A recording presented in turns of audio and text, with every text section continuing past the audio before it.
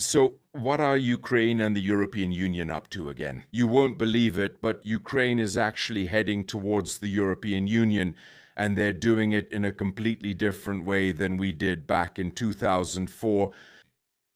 They're heading there in a reversed way, meaning that first they'll be accepted under a certain regime, not as a full member, and then they'll be given all kinds of help from the European Union so that Ukraine can carry out all the important reforms needed to become a full member. It's basically a vision, whether it's Emmanuel Macron's vision, which aligns with Volodymyr Zelensky's and the Ukrainian government's vision, namely the idea of a multi-speed Europe.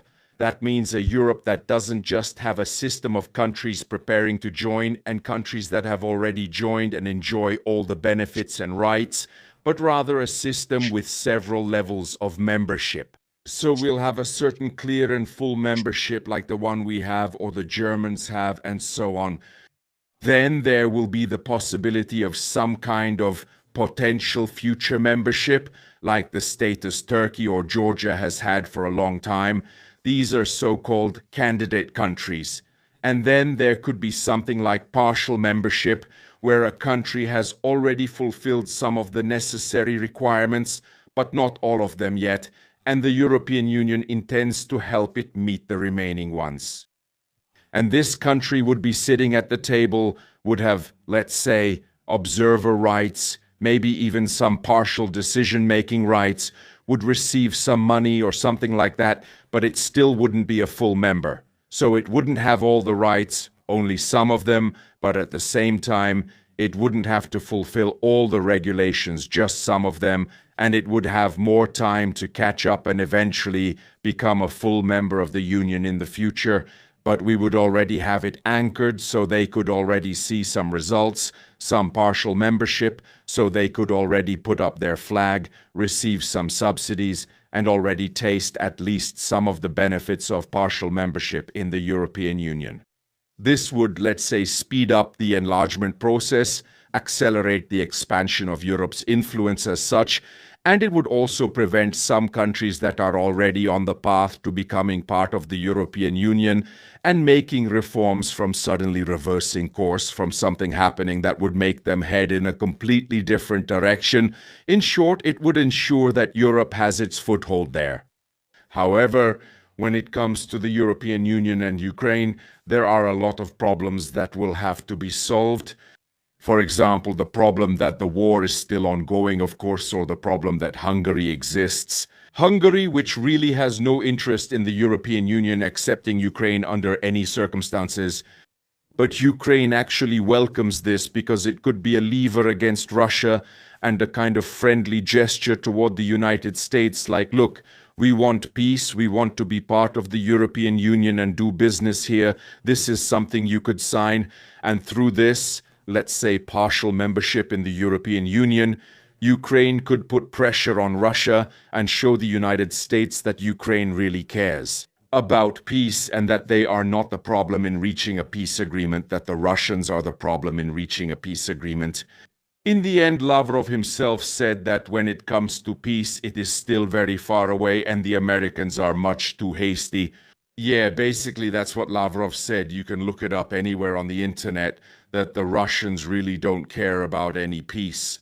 However, as we said, when it comes to Ukraine and its existence, there are still problems and major obstacles with partial membership that will have to be resolved, and we in Europe will also have to resolve them. And the first obstacle is Hungary. Hungary is a big problem because Viktor Orban is truly a full-fledged collaborator with the Moscow regime, whether out of fear or because he started collaborating and can't go back, whether for economic reasons or some personal antipathies. Viktor Orban is an enemy of Ukraine and a major saboteur of the European Union.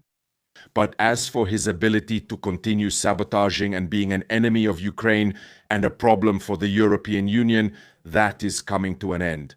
According to the latest polls before the elections that we have received, his popularity is at 38%, while his opponent, Mr. Peter Magyar, is at 49%. That means the chances of Peter Magyar winning are really very high.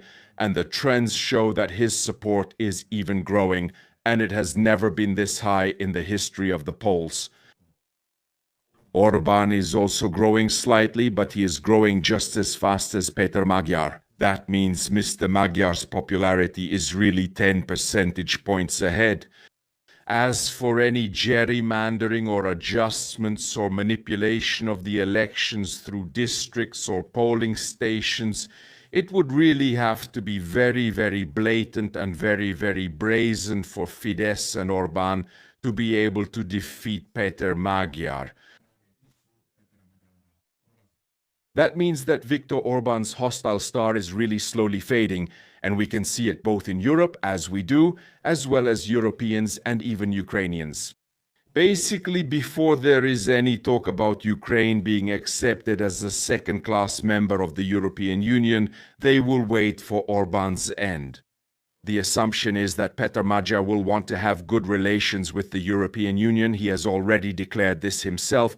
And at the same time, the assumption is that when Hungary falls and Fico sees how big the problems are in Slovakia, then Andrej Babiš, who has, let's say, tendencies to be like Orban, will also back off a bit and will want, let's say, to cooperate with the rest of Europe and not have a bad relationship with Ukraine.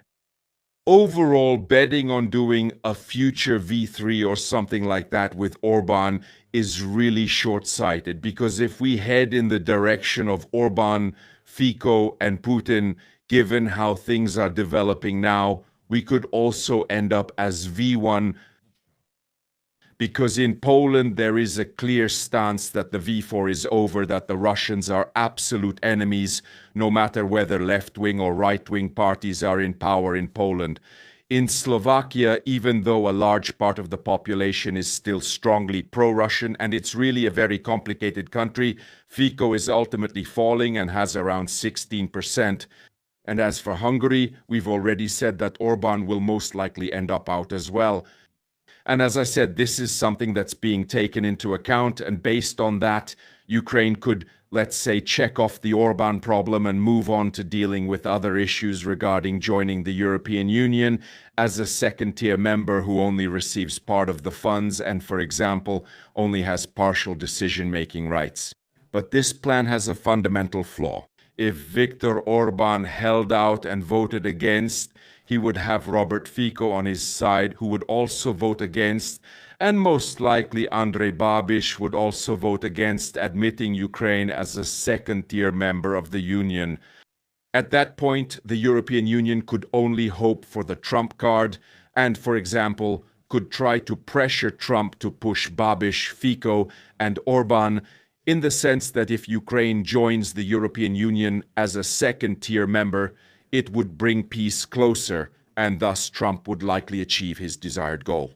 That means in the end, Orban, Babiš, and Fico would have to decide whether they want to make an enemy of Donald Trump as well. And the European Union at the same time in the name of alliance with Russia and Hungarian policy, or they will submit. But that's the worst-case scenario, where Europe would basically have to rely on Donald Trump to somehow handle it with these guys and the other two troublemakers. But then there's a more likely scenario, namely that Peter Magyar will really win in Hungary, and in Slovakia, Robert Fico will be very balancing on the edge of defeat and won't want to mess things up with Europe. And the only one who will be against it will be the Czech Republic and Andrej Babiš. At that moment, a procedure called Article 7 could be used against us.